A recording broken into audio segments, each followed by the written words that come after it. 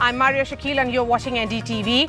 India has seen a spectacular success with the G20 summit, a year-long event organized all across the country.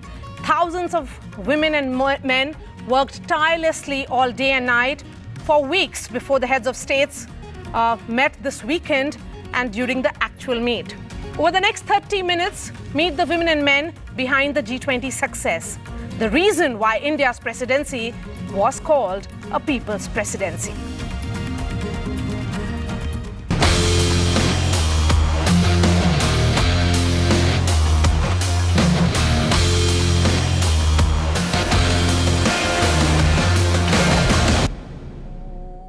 Over 200 hours of non-stop negotiations, and then finally the historic New Delhi Declaration was signed. I've come to meet Mr. Amitabh Kant, the G20 Sherpa, who will be introducing his team to us and giving us a sense of this secretariat where he joined in June 2022. Mr. Kant, really appreciate your time and thank you for speaking to NDTV. Sir, you moved here in June 2022. What changed from then? And were you as optimistic as you look like a satisfied man today that you'll be able to really manage what was seen as unthinkable? Well, when I joined here, I was used to the hustle and bustle of Niti Aayog. This was a very quiet place. But slowly I realized that we were going to get into very complex, very tough negotiations. So you had to be very professionally prepared. You had to be very thorough. You had to know what different stands countries will take, how they have taken stands in different global meets all over. And you had to master their stands in United Nations and COPs, and there is no substitute for hard work in that. So we had to work really hard for that. We had to issue our own issue notes and see what has been the perspective of all the other 20 countries plus the 9 invited countries in various meetings all over the world. So should we say it is on this conference table that everything was sealed? No, all over the G20 secretariat. I think we sat and worked. We put our head down, and then we, in various meetings, our ministerial colleagues worked, and this was quite a delegated responsibility actually. So you have 13 working groups in the Sherpa track, you have 8 finance tracks, you have, in addition to that, you have a lot of engagement groups which hosted meetings all over. So we've had about 220 meetings in 60 cities of India.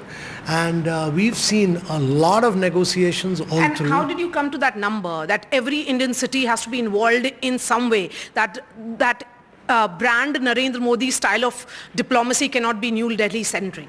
No, so Prime Minister's view was that we should do the G20 in every state of India.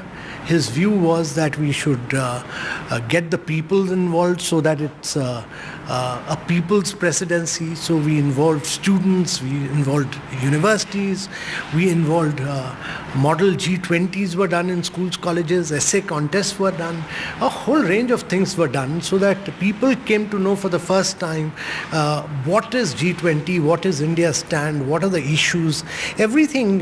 We took it to the people, but events were held in about 60 cities of India, and that helped us to improve the infrastructure, the drainage, the sewage, the solid waste, and every state supported us in this endeavor. And Mr. Kant, we are in this G20 secretariat of yours. There are 3 floors. How does this office work?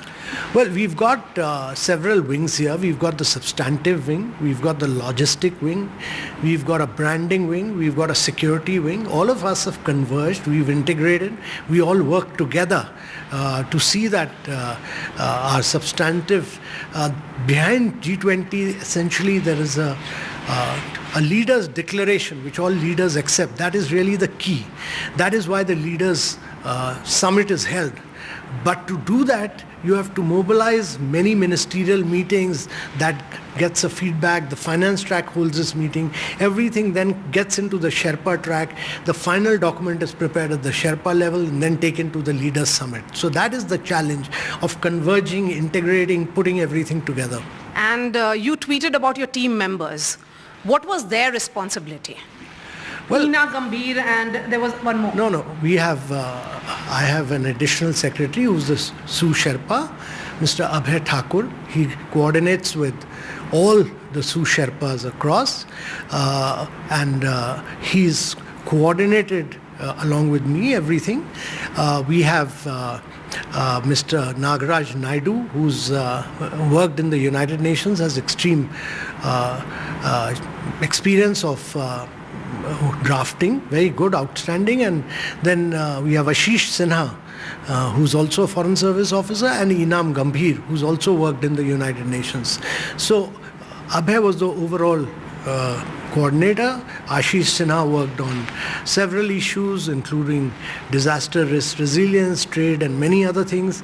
He looked after a few ministerials, but finally he played a key role in working with China, and Naidu and Inam played a key role in the global geopolitics area along with me. So it was all coordinated work, very structured, very well coordinated. And 200 hours of no sleep.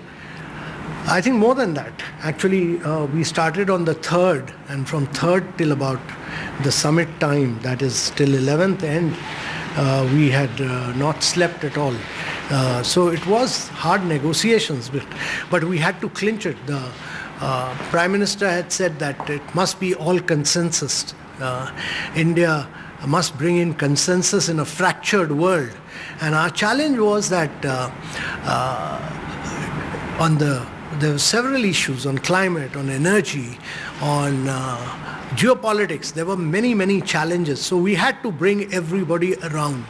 And we negotiated with a lot of clarity of mind that eventually we must achieve consensus. That was the end objective. And we did some really tough negotiations. We really pushed the limits hard. We did a lot of brinkmanship. We took it to the end. We took it right till the end. And that was because of our own confidence of doing some gutsy, courageous negotiation, because we were clearly backed by our leader, in this case the Prime Minister, because we were very clear that his stature and his standing in the global arena would help us. And when we were getting down to the wire on geopolitics, we had to fall back on his stature and his standing and the elevated stature of India under his leadership. And that's why we pushed really hard, and we succeeded, fortunately.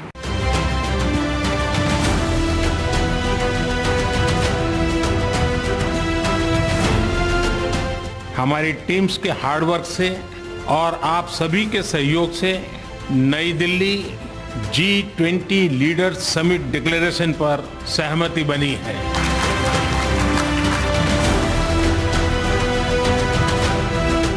मेरा प्रस्ताव है कि इस leaders declaration को भी adopt किया जाए। मैं इस डिक्लेरेशन को एडॉप्ट करने की घोषणा करता हूं।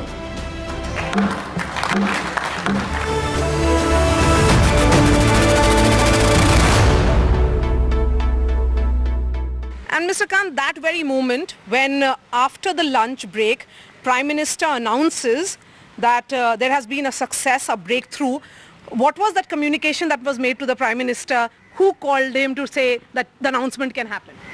No, we had run into some last minute challenges on a bilateral issue between China and United States.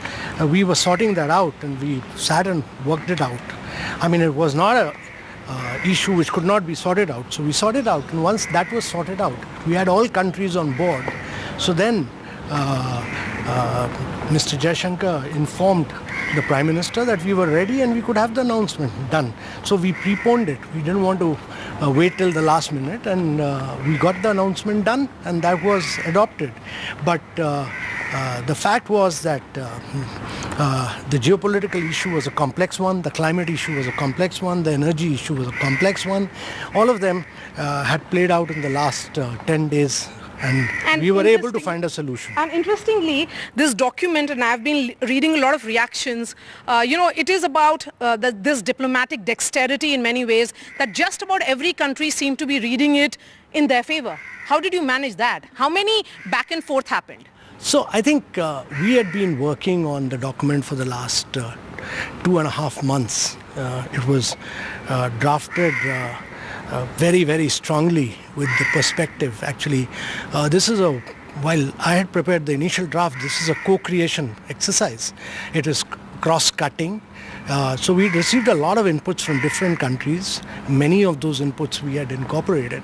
And then the negotiations begin on the draft. And that's a very tough, arduous process. So we'd done about almost close to 30 rounds of virtual negotiation. We had about 90% of the draft already sealed before the last Sherpa meeting began. And in the last Sherpa meeting, we took it down to the wires. So we got the climate and finance closed 2 days before. And then we almost 6 days before we had started the negotiations on the geopolitical issue, which was going to be very tough, very complex. But we had to start on a clean slate. The Bali para had not held, and therefore we started on a clean slate by starting out with some principles. Then we got the principles of other countries. We got the viewpoints of China, Russia. We prepared the first draft. We got South Africa, Brazil, and Indonesia all with us. And then one after another, 15 drafts. We got everybody's viewpoint, and then we I want to know, you have, you would be privy to several G20s that have happened. What was the urgency of making that announcement on day one itself? No, this was done in Bali as well. Bali was also tough. So it was important that as soon as we have agreement of all countries, we should be able to announce it. And we had agreement of all countries. We wanted to announce it and put everything on record. And that's what we did. We didn't, we moved forward. This document is important because it establishes that India is the only country in the world which under Prime Minister Modi is able to bring developing countries and the developed world together. It has brought multilateralism center stage. It has brought a huge India narrative center stage. It has brought women development and women empowerment and gender equality center stage of this story, and it has brought many other things. But I think the important thing is that last several years we've not seen a strong multilateral institution bringing out a strong documents on growth, on progress, on SDGs, all that we've done. Did having a woman on the team help? Of course it did. That brings in greater inclusivity, and the Prime Minister wanted our G20 to be very inclusive. So our inclusiveness knows no bound, from women to African countries, because we were very clear that this year 80% of the growth is coming from emerging countries. And IMF has said that 2/3 of the growth for the next 2 decades will come from emerging countries. And therefore, Global South has to be a key central point of our presidency. So this is one document where out of any document that you'd read anywhere, this is one document which brings the voice of the Global South center stage. It has never happened before. In terms of numbers, how many people work in this building?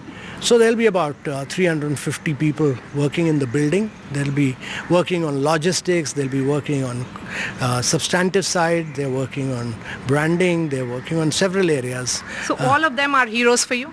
Everyone is a hero. They've all done great work. They've done outstanding work. For me, the team is very important. Without this team, I would not have been able to deliver.